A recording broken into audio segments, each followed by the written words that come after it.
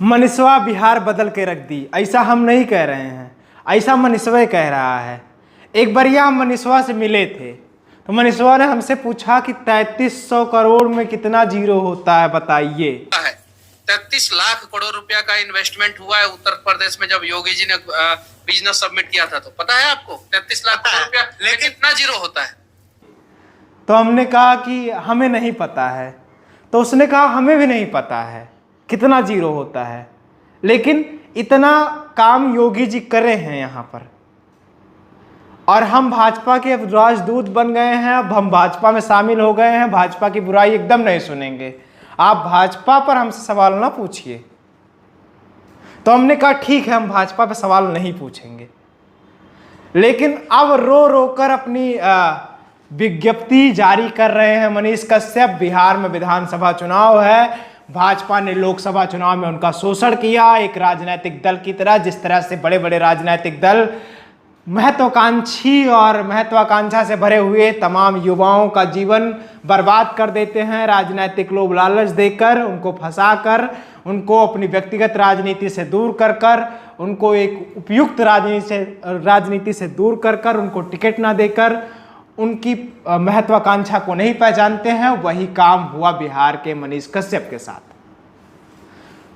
बिहार कश्यप जो पहले son of Bihar के नाम से जाने जाते थे, बहुत ही प्रत्यक्ष और बहुत ही मशहूर यूट्यूबर माने जाते थे, पत्रकार माने जाते थे, वो जेल गए। जेल से आए 9 महीने बाद छोड़कर दशरथ मांझी के यहाँ गए और बताए कि अब हम लोकसभा लड़ने वाले हैं, बिहार बदल कर रख देंगे, ये कर देंगे, वो कर देंगे। और उसके बाद एक दिना फोन आया और उनकी माई एक वीडियो आया उनकी माताजी के साथ, उन्होंने जेपी नड्डा की अध्यक्षता में भाजपा ज्वाइन कर ली। भाजपा ज्वाइन कराने वाले मनोज तिवारी थे, मनोज तिवारी ने उन्हें भाजपा ज्वाइन कराई। भाजपा ज्वाइन कराने के बाद वो भाजपा के राजदूत बन गए। मनीष कश्यप का दावा है कि 1 लाख कार्यकर्ताओं को भाजपा में शामिल करा दिए और अभी तक का कोई विधायक और सांसद इतना बड़ा नहीं हुआ कि 1 लाख कार्यकर्ताओं को भाजपा में शामिल करवाया हो, लेकिन हमने अपनी औकात पर 1 लाख लोगों को भाजपा में शामिल कराया। हमारी अर्निंग जहां 15 लाख थी, 10 लाख थी, वो 1,83,000 हो गई है।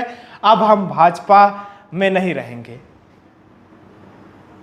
भाजपा ने हमको लोभ दिया था, हमको एक राज्यसभा की सीट और एमएलसी का पद कहा था कि हम दे देंगे तुमको, लेकिन दिया नहीं, इसलिए हम भाजपा में नहीं रहेंगे।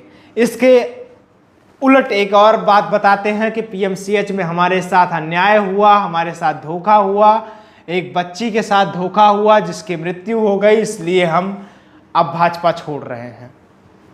इन 3-4 कारणों में से प्रत्यक्ष और प्रामाणिक कारण कौन सा है ये हम नहीं जानते हैं, लेकिन मनीष कश्यप अब भाजपा के नहीं रह गए हैं, ये बात है प्रमाणिक। अब भाजपा के अलावा हर पार्टी की प्रशंसा कर रहे हैं, समय समय पर भाजपा की भी प्रशंसा कर रहे हैं। भाजपा के बिहार यूनिट को छोड़कर हर यूनिट की प्रशंसा कर रहे हैं और इसलिए भाजपा छोड़ दिए क्योंकि भाजपा के नेताओं ने उनका हालचाल नहीं जाना। कथित तौर पर जिसको भैया कहते थे मनोज तिवारी और जिसके चुनाव में दिल्ली में प्रेस पत्रकार और प्रवक्ता बन गए थे भाजपा के, उस टीवी मंचों पर टीवी डिबेटों में डिबेट कर रहे थे और भाजपा के मनोज तिवारी के लिए दिल्ली में कन्वर्सिंग कर रहे थे और लोग मानते हैं कि एक बड़ी भूमिका थी उनको मनोज तिवारी को चुनाव जिताने में उनकी, क्योंकि बिहारियों की संख्या काफ़ी ज़्यादा है वहाँ पर जहाँ से मनोज तिवारी चुनाव लड़े, तो एक बड़ी भूमिका थी, इसलिए वो जीत गए। अब मनीष कश्यप का शोषण हुआ, मनोज तिवारी के पास समय नहीं था कि वो उनका हाल चाल जान पाए। अब मनीष कश्यप भाजपा के नहीं रहे। जब हमने उनसे पहले पूछा था कि आप क्या जन सुराज को जानते हैं, प्रशांत किशोर को जानते हैं, तो उन्होंने कहा कौन प्रशांत किशोर, पहले तो ये कहा। फिर हमने उनसे कहा बिहार बदलने के लिए आए हैं प्रशांत किशोर, अच्छा प्रयास कर रहे हैं। तो हमने कहा कि अभी हम मिले नहीं हैं, जब मिलेंगे तब जान जाएंगे। लेकिन आजकल रुख एकदम साफ कर दिए हैं। बिहार में नई सोच, नई उम्मीद, नई सही लोग, सही सोच और सही विकल्प के साथ जो आया है उसी के साथ हैं। हम राजा जो परिवार पहले से राजनीति में है उसका साथ नहीं देंगे। तो ये सब बात कर कौन रहा है? जन स्वराज के प्रशांत किशोर कर रहे हैं। इसलिए अब रुख मनीष कश्यप का प्रशांत किशोर की तरफ है। देखना है कि प्रशांत किशोर की पार्टी जन स्वराज का दामन कब थामेंगे, अब या तब। उन्होंने कहा है कि 10-15 दिन के अंदर हम एकदम प्रमाणित कर देंगे कौन सी पार्टी का दामन थामना है। विधानसभा उन्होंने निर्धारित कर दी है। चनपटिया विधानसभा से चुनावी मैदान में होंगे और मनीष कश्यप चुनाव लड़ेंगे। ऐसा नहीं है कि पत्रकार बनने के बाद चुनाव लड़ रहे हैं, पत्रकार बनने से पहले भी मनीष कश्यप चुनाव लड़ चुके हैं। अपने बुलेट पर बैठ के बेड़िया उड़िया बांध के एकदम चला करते थे और 10,000 वोट निर्दलीय लेकर आए हुए थे और 10,000 वोट पाने वाले निर्दलीय चनपटिया विधानसभा में सबसे बड़े उम्मीदवार के तौर पर उभर कर सामने आए थे, तीसरे नंबर के उम्मीदवार थे। लेकिन भाजपा ने लोकसभा चुनाव में उनकी राजनीति खत्म करने का पूरा प्रयास किया।